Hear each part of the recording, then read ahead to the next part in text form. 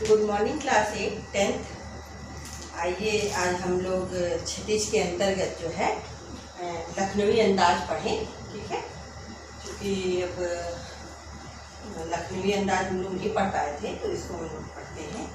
तो लखनवी अंदाज जो है बेटा ये यशपाल जी की एक व्यंग कहानी है। ठीक है, क्या है ये लखनवी अंदाज जो है, यह लखनऊ नवाबों के शहर लखनऊ का जो है यहाँ दिखाया गया है। उसमें ये दिखाया गया कि यहाँ पे एक नवाब पोशी जो है किस तरह से रहते हैं, कैसे वो मतलब अपने आप को शो करना चाहते हैं, अपने आप को पोज करना चाहते हैं। तो इसी के बारे में हम लोग पढ़ेंगे। तो सबसे पहले हम लोग ये जानना चाहेंगे यशपाल जी के जो है जीवन परिचय। ठीक है, आइए देखते हैं। यशपाल का जन्म सन 1903 में पंजाब के फिरोजपुर छावनी में हुआ था। ठीक है, और इनकी जो प्रारंभिक शिक्षा थी वो कहाँ पे हुई थी? कांगड़ा में ग्रहण किया था इन्होंने। ठीक है ना, जो शुरू की पढ़ाई इन्होंने की थी वो इन्होंने कहाँ किया था? कांगड़ा में ग्रहण किया था। लेकिन बाद में जो इन्होंने बीए की पढ़ाई की वह लाहौर से इन्होंने किया था। और उसी समय उसी दौरान जो है इनका परिचय किससे हुआ? भगत और सुखदेव से हुआ, जो कि आप सभी जानते हैं भगत और सुखदेव को, जो हमारे स्वतंत्रता सेनानी में उनका एक महत्वपूर्ण योगदान रहा है। और उन्होंने कई बार जेल में भी वो लोग गए। तो उनमें जो एक जुनून, एक क्रांति थी स्वतंत्रता संग्राम के प्रति, एक जो लहर थी, उसमें कहीं न कहीं हमारे यशपाल जी भी उसमें जुड़े हुए थे और ये भी जो है जेल गए हुए थे। ठीक है ना, और कहीं न कहीं देश की आज़ादी से संबंधित इनके भी जो है कहानी में, इनकी जो रचनाओं में हमें देखने को उस समय की जो सामाजिक स्थितियाँ थी, जो परिवेश था, उसको हम लोग इसमें इनके व्यंग्य कहानी में या उसकी और भी रचनाओं में देखने को हमें मिलती है। और सन 1976 में इनकी मृत्यु हो गई। रचनाएं क्या है इनकी? रचनाएं किस पे ज़्यादा इन्होंने फोकस किया है, किस पे ज़्यादा इन्होंने जो है लिखने का प्रयास किया है? तो सामाजिक विषमता, जो समाज में हमारी विषमता रहती, बड़ा है, छोटा है, ऊपर है, नीचे है, गरीब है, अमीर है, तो ये जो विषमता है, मतभेद है, इस पे इन्होंने अपनी रचनाओं को लिखा है। इसके साथ ही साथ इन्होंने राजनैतिक पाखंड, जो हमारे यहाँ राजनैतिक पाखंड है कि कोई नेता आगे बढ़ेगा, किसी को रोक दिया जाता है, कोई दांव चला जाता है, तो इन सब पे भी, रूढ़ियों के खिलाफ भी इन्होंने आवाज़ उठाई। जो परंपरागत ढंग से जो बहुत सारे जो रचनाकार हुए, साहित्यकार हुए, उन्होंने अपनी रचनाओं में एक परंपरागत ढंग से जो है रचनाएं की हैं। लेकिन यशपाल यहाँ पे क्या करते हैं? उस जगह से हट जाते, उस परंपरागत जो रचनाएं जो चली आ रही हैं एक लंबे समय से, उसमें उन्होंने उस लीक से हट कर, उस जगह से हट के कुछ अलग लिखने का प्रयास किया, जो सामाजिक समस्याओं से जुड़ा हुआ है, जो समाज की वर्तमान स्थिति को हमें ज्ञात कराता है और हम उस स्थिति को लेकर। नहीं तो लंबे समय से एक ही ढर्रे पे लोगों की रचनाएं चली आ रही हैं। कोई जो है अपना जो है प्रकृति से संबंधित रचनाएं लिख रहा है, कोई आज़ादी से संबंधित, लेकिन उन्होंने तरह तरह की चीज़ों को लेकर अपने अंतर्गत रचनाओं में डाला है। उनमें से देखिए कुछ रचनाएं जैसे ज्ञानदान है, तर्क का तूफान है, पिंजरे की उड़ान है, फूलों का कुर्ता है, झूठा सच है। तो ये सारी क्या है? उनकी रचनाएं हैं। ठीक है, अब आइए हम लोग इनकी जो लखनवी अंदाज है इसको हम लोग पढ़ें। ठीक है,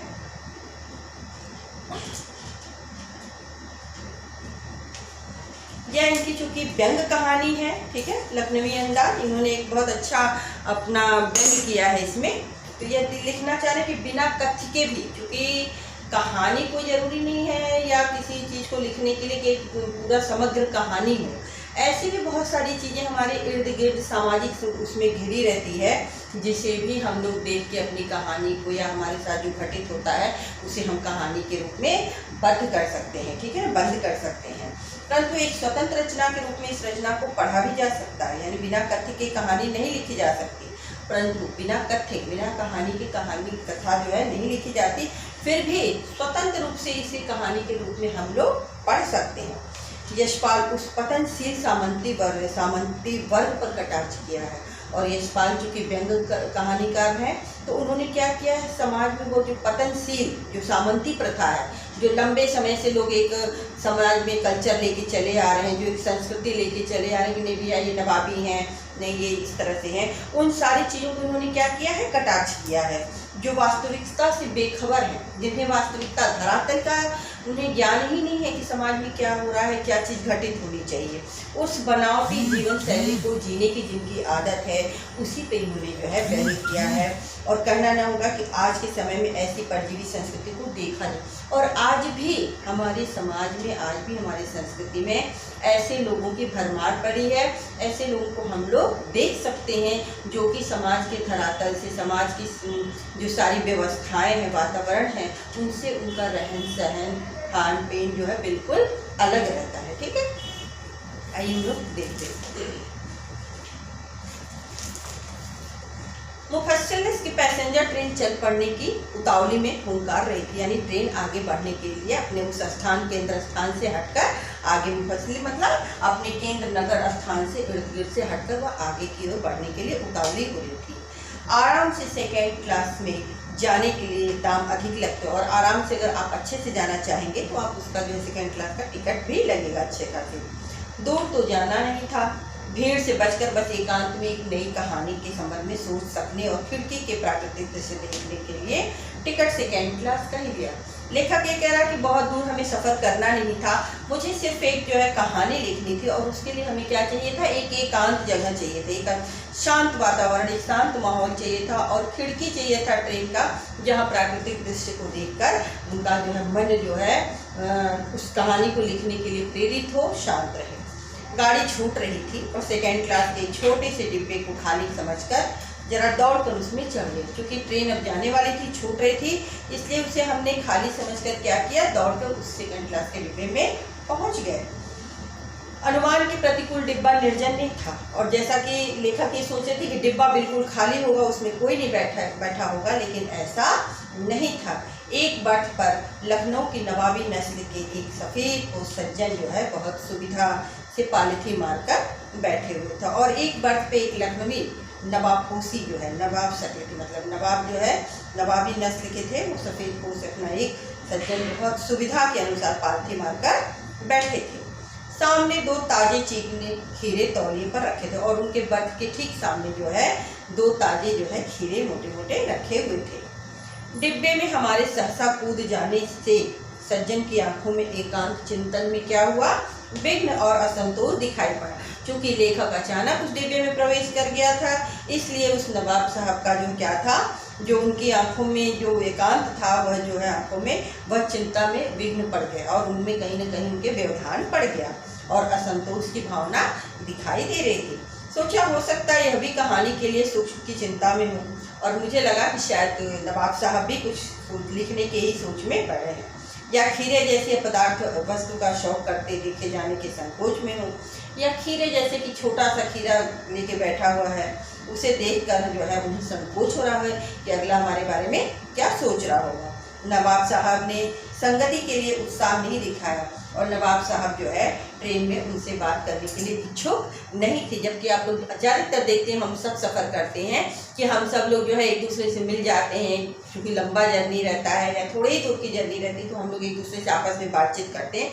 पर यहाँ पे ये दिखाई दे रहा है कि नवाब साहब को बिल्कुल इच्छा नहीं थी, कहीं से उनको ये नहीं लग रहा था कि वो उनसे उत्साह बढ़ा रहे हो दोस्ती करने का या बातचीत करने का। हमने भी उनसे सामने की बर्थ पर बैठकर आत्मसम्मान में आंखें चुरा ली, और मैं भी, लेखक करा, मैंने भी उनसे बात करने की इच्छा बिल्कुल नहीं रखी, और अपनी आंखें मैंने चुरा ली, यानी उधर मैंने नहीं देखा। खाली बैठे कल्पना करते रहने की पुरानी आदत है। खाली यानी बिल्कुल खाली बैठे रहने और कल्पना करने की मेरी पुरानी आदत है। नवाब साहब की असुविधा और संकोच के कारण का अनुमान करने लगा, और लेखक मन ही मन सोचने लगा कि नवाब साहब की असुविधा और संकोच के कारण का वो अनुमान करके कितना ये परेशान और वो अनकम्फर्टेबल यानी असुविधाजनक महसूस कर रहे हैं। नवाब साहब ने बिल्कुल अकेले यात्रा कर सकने के अनुमान में किफ़ायत के विचार से सेकेंड क्लास के टिकट ही खरीदा होगा, और नवाब साहब बिल्कुल अकेले यात्रा करने के लिए हिसाब से ही किफ़ायत विचार रखते हुए सेकेंड क्लास का टिकट ले लिया होगा। और अब गवारा न हो कि शहर का कोई सफ़ेद पोश उन्हें मंझले दर्जे में सफ़र करता देखे, और शहर का कोई सफ़ेद पोश उन्हें मंझले दर्जे में सफ़र करता देखे, ऐसा उनको लग रहा था।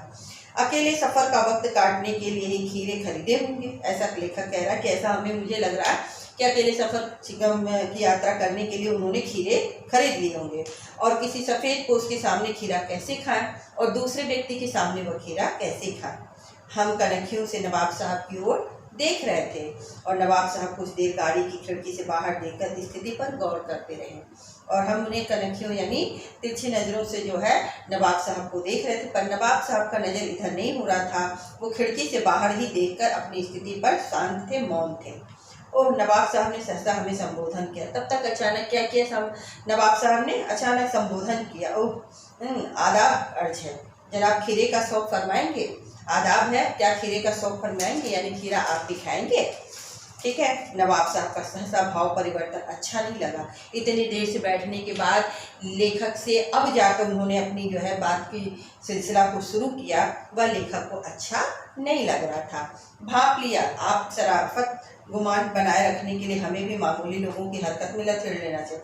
लेखक को अपने नीमन हंसी भी आ रही थी और उसने ये सोचा कि अपना जो शराफत का जो गुमान बनाया है उसमें हमें भी यह मामूली व्यक्ति समझ रहे हैं।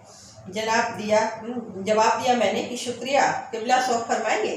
क्या आप शौक फरमाएंगे?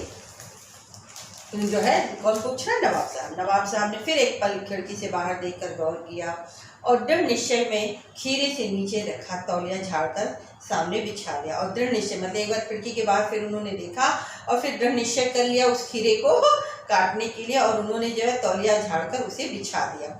सीट के नीचे से लोटा उठाकर दोनों खीरों को खिड़की से बाहर धोया और अपने जो सीट पे बैठे थे वहां से उन्होंने लोटे का पानी लिया और उसे जो है खिड़की से बाहर धोकर उसे साफ तौलिए से पोंछ लिया।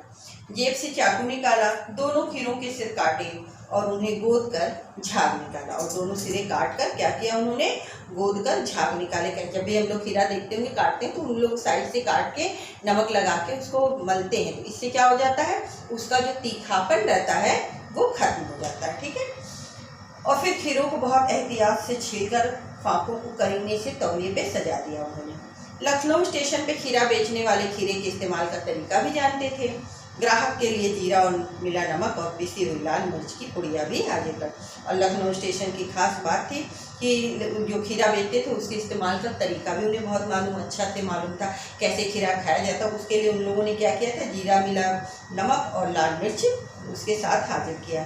नवाब साहब ने बहुत ही करीने से खीरे के फांकों पर जीरा नमक मिलाया और मिर्चा डाल दिया और सुर्खियों से बुरक दिया।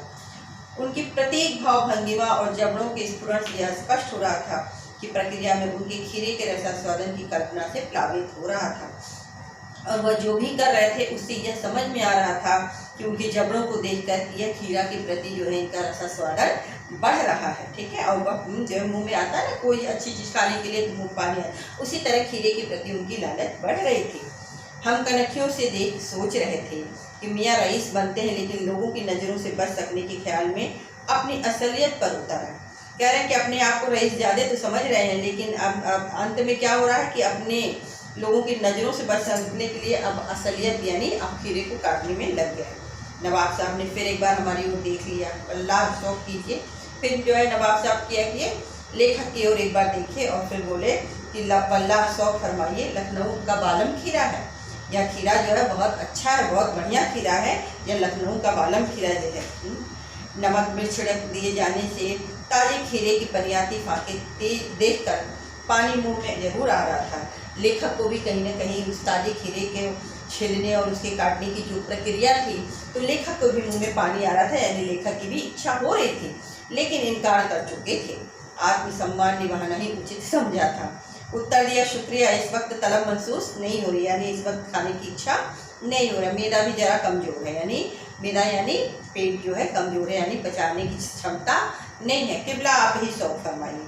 नवाब साहब ने सतृष्ट आंखों से नमक मिर्च के सहयोग से चमकती खीरे के फांकों की ओर देखा और नवाब साहब ने अपने खीरे को देखा जो बड़े सुंदर ढंग से काटे थे, उसमें जीरा और नमक और मिर्चा मिलाए थे।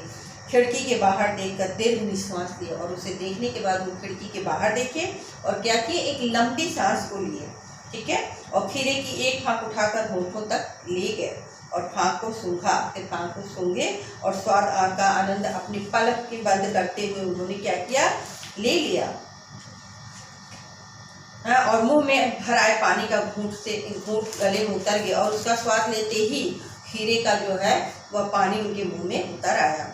तब नवाब साहब ने फांक को खिड़की से बाहर छोड़ दिया। नवाब साहब खीरे की फांकों को नाक के पास ले जाकर वासना का रसास्वादन करते, उसे सूंघते, उसी से उनको रसास्वादन मिलता और उसे बाद में वो खीरा फेंक देते थे। नवाब साहब ने खीरे की सब फाकों को खिड़की के बाहर फेंक कर तौलिए से हाथ और होठ पोंछ लिए और गर्व से गुलाबी आंखों से हमारी ओर देख लिया, मानो कह रहे हों कि ये खानदानी रईसों का तरीका है। और बड़े आराम से दोनों खीरा फेंक दिया उन्होंने और उसके बाद जो है तौलिए से हाथ पोंछकर मेरी ओर देखा, जैसे लगे कि यह रईसों का ये परंपरा आ रही है कि ऐसे ही खाना है और यह तरीका है उनका। नवाब साहब खीरे की तैयारी और इस्तेमाल से थक कर लेट गए। ठीक है, खीरे को लेट गया और हमें तस्लीम में से खम कर लेना पड़ा और जब वह लेट गया तो हमें भी अपना सर नीचे कर लेना पड़ा। खानदानी तहजीब, नफासत और नजाकत मैं भी देख ही रहा था।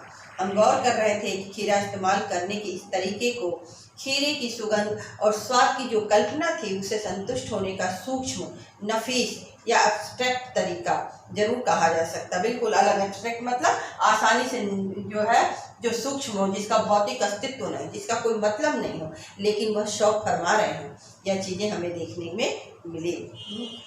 परंतु क्या ऐसे तरीके से उदर की तृप्ति हो सकती है? क्या दिखावे से तृप्ति हो सकती है उदर की? नवाब साहब की ओर से भरे पेट के ऊंचे डकार का शब्द भी सुनाई दिया और नवाब साहब ने हमारी ओर देखकर कह दिया, खीरा लजीज होता है लेकिन होता है शकील। कहते हैं नवाब साहब ने मेरी ओर फिर देखा और बोले कि खीरा लजीज होता है लेकिन होता है शकील, यानी जल्दी पचता नहीं है, नामुराद मैदे पर बोझ डाल देता है। नामुराद यानी जो कमज़ोर है मैदा, यानी अमाशय जो खाना पचाने की आते हैं, वह उस पर क्या करता है, बोझ डालता रहता है, यानी उसको खाने पचाने में मेहनत पड़ती है। ज्ञान चक्षु खुल गए, पहचाना ये है नई कहानी के लेखक और लेखक को अपने जो है कहानी का एक नया जो है कहानी मिल गया। लेखक को चक्षु खुल गया और पहचाना ये नई कहानी के है लेखक। खीरे की सुगंध और स्वाद का कल्पना से पेट भर जाने का डकार आ सकता है तो बिना विचार, घटना और पात्रों के लेखक की इच्छा मात्र से नई कहानी क्यों नहीं बन सकती है। बहुत सुंदर यहाँ पे जो है यशपाल जी ने लिखा है कि खीरे की सुगंध और स्वाद की कल्पना मात्र से ही अगर पेट भर जाता है और डकार आने लगता है तो बिना विचार, बिना घटना और बिना पात्रों के भी लेखक की इच्छा मात्र से लेखक अगर सोचता है तो अभी एक नई कहानी को क्यों नहीं बना सकता, यानी वह भी एक नई कहानी लिख सकता है जिसमें न पात्र हो, न जिसमें जो है कोई घटना हो, न कोई विचार आए हो, लेकिन वर्तमान में जो इर्द गिर्द हमारी जो घटनाएं घटती हैं उनसे भी हम अपनी कहानी को लिख सकते हैं। ठीक है ना, तो आज हमारा यह पाठ खत्म हो गया।